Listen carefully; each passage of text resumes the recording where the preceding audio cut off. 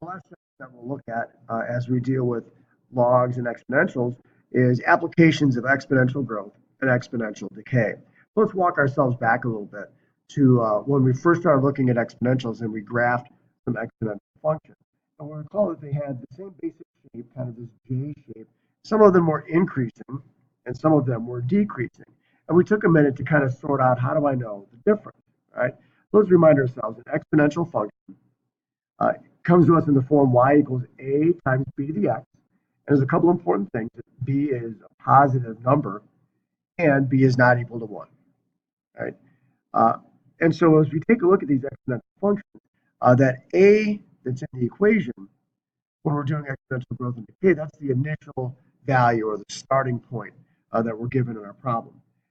We recall that if b is a value that's between 0 and 1, so it comes to us as a fraction, which is 1/3, we keep multiplying 1/3 of 1/3 of 1/3 of 1/3. That value is going to get smaller and smaller and smaller and smaller, never reaching 0, but approaching 0. If b is greater than 1, we keep multiplying 3 times 3 times 3 times 3 over and over again. The number's going to get larger and larger and larger and larger. So let's look at a couple of examples. Here's y equals 3 to the x. We know that when we put 0 in there, anything to the 0 power is equal to 1. 3 to the first power is 3. 3 squared is 9. As that number, the exponent increases, this number is going to increase without bound. When this value is negative, 3 to the negative 1 is 1/3. 3 to the negative 2 is 1/9. 3 to the negative 3 is 1/27th. 1/81st. That number is going to keep getting smaller and smaller and smaller, but as long as 1 is in the numerator, that number is never going to be 0. Okay? And similarly, when we have decay, 1/3 of the x. So 1/3 of the negative 1 power is 3, 1/3 of the 0 is 1, and then we have those same values, 1/3, 1/9, and so forth. This number is going to keep getting smaller, but never be equal to 0. So as we examine these types of functions, let's pay attention to a couple of things, the domain and the range. Right? The domain, is there any x that I'm not allowed to put in here? Because all these x's are usable. So back in Algebra 1, we used to say the domain is all real numbers, right? And now that we're using interval notation, we're going to say negative infinity to positive infinity for our domain. How about our range? Well, we can see that this is never going to be equal to 0 on the y-axis. It's always some positive value. So our range is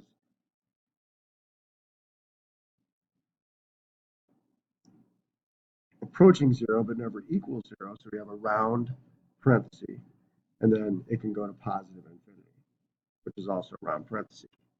How about when we have exponential decay? Our domain, similarly, negative infinity, positive infinity.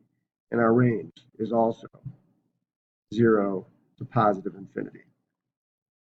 This idea of an asymptote, a value that a function will approach but never cross. We're going to run into this again when we deal with rational functions, rational expressions. But for right now, we're just going to think about, is there a value, a y value that this function approaches but never touches? And we can see that this is going to get closer and closer and closer to 0. But as long as there's 1 in the numerator, it'll never be 0. So the asymptote is y equals 0 for both. Okay. Y equals 3 to the x, that expresses growth. How do we know? Well, we can look at the graph, we see it expresses growth, but from the equation, the b value is greater than 1. Y equals 1/3 x, that represents decay. We can see from the graph is decreasing, but also the b value is between 0 and 1. So that's an example of decay. So the applications, the word problems that you'll see. You'll be given some type of starting value, 800 beetles. You'll be given a rate of increase or decrease. It'll come to you as a percentage. And keep in mind how we change a percentage over to a decimal. And then we're going to be asked to do two things. Write an equation that expresses this value at any point in time. And then we'll use that equation to calculate the population at some point in the future. So y equals a times b to the x is our general form. So y equals our starting value, 800, and then This is being repeatedly multiplied over and over and over again. So for our growth, we're going to add 1 plus the rate. Okay? 5% is saying 5 per 100. 5 100ths, that's 0.05. And then we're going to raise that to the x power. So this is y equals 800 times 1.05 the x. That's the function that we could use to calculate the value at any point. Now we're asked in 8 months. This says it's going each month at 5%. So month is going to be my input here. The thing you need to watch for is on some of these types of problems, you'll be given an increase in years and a time value in months. We're going to have to change over that unit. But in this case, it's months and months. So we're good there. So y equals 800 times 1.05 to the 8th power. So now you go to your calculator.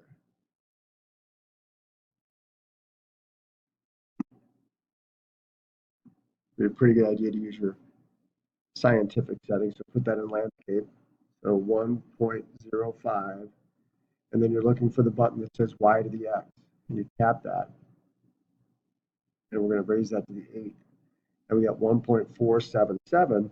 We're going to multiply that with our original value, which is 800. And we get 1,181.96. And so we'll round that to 1,182 beetles. So we started with 800, and 8 months later, as it increased to 5% per month, we have almost 1,200. Okay, so that's an example of exponential growth. A decay problem, a lot of times, will come to us as a depreciation problem. Whenever you buy something new, if you ever try to buy something old, you know that it's not worth as much. And we can actually use a formula to kind of predict the loss of value of anything. And so in this case, we're given an example of a new computer that's $1,500, but it's going to go down in value by 18% per year. So we're asked to do first an equation that would indicate the value of the computer at X years. So again, we're going to use A times B to the X. We know that A is our starting value, 1,500. Now we're losing value, so we're going to subtract from just multiplying by 1 every time. So it's losing 18%. So 18% of the decimal is 0.18, and then to the x power. So y equals 1,500 times, so 100 minus 18 is 82, so 0.82 to the x. So that will be the equation that we can use to calculate our depreciation. That's what we're asked to do, our very next problem. How much is this computer worth in 6 years? So let's go ahead and plug in our values. So 1,500 times 0.82 raised to the 6th. Okay, so you're going to go back to your calculator. 0.82 y to the x to the 6th power, and that's 0.3, right? So remember, as we're taking a percentage of a percentage of a percentage of a percentage, that value is going to go down and down and down and down. So the overall result is after 6 years, this computer is worth about 30% of what we paid for it. 30% of 1,500, $456.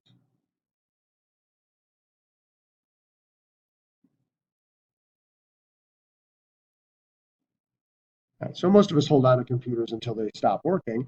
It's pretty rare that we actually turn around and sell one, but for business purposes, for tax purposes, sometimes people have to keep track of the current value. So an interesting thought exercise is how long would it be before the computer is worth $0 according to the equation? And it's kind of important to step carefully here. If it's decreasing by 18% per year, that sounds like about 1/5, right? So 1/5. So we think it would go down by 300 and then 300 and then 300 and then another 300. And after 5 years, it would be worth 0. But keeping in mind that we're losing 18% of our value every year. So 18%, let's call it 1/5 just for our purposes. 1/5 of 1,500 is $300. So after 1 year, it's worth 1,200. Now we take 1/5 of that. Well, that's less than 300. 1/5 of 1,200 is about $240. So now it's worth 960.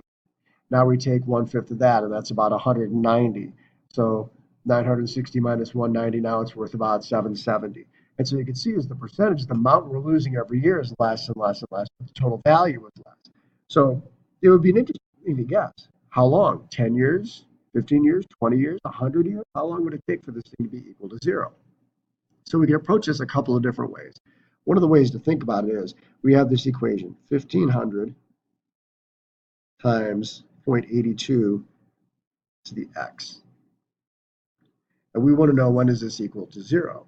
Well, it's never going to be exactly equal to zero, but $1 is really close to zero. So let's think about that. When is the value of this computer, using our equation that you developed in this previous problem, when is this going to be equal to zero? So let's solve this for x. So I'm going to divide both sides by 1500. 0.82x equals 1 over 1500, which you can imagine is a really, really tiny amount. So we're saying 0.82 raised to what power equals 1 over 1500. But we're going to find out a little bit later on that there's maybe some simpler ways to figure this out. But let's think about a method that we just learned in our previous section. We can rewrite this as a log. Right? We have an exponent expression. We can rewrite it as a log. So I know I have b to the x equals y, and log base b of y equals x. So I have this relationship. So I have the base of 0.82, so log 0.82 of the y value. What does this thing equal? 1/1500th, and that's going to be equal to x. Okay, so my calculator doesn't do log of 0.82. It does the common log, log of 10, but I have a change base formula. I can do log base 10 of the original argument, 1500, over log base 10 of the original base, which is 0.82. So you go to your calculator. And as you plug in log base 10 of 1500, you can find out it's about negative 3.17. And log base 2 of 0.82, you go to your calculator, you can find out it's 0.086. So you would take and you would divide those two, and you'd get about 36.78. So it would take about 37 years for the value of that computer to get to $1, which is pretty close to zero. Chances are pretty good it doesn't still work after 37 years. You probably don't have it. But based off this formula, that's how long it would take. So it's really one of those great exercises of matching up the math with your common sense and seeing what this actually means to us in the real world outside of plugging numbers into an equation.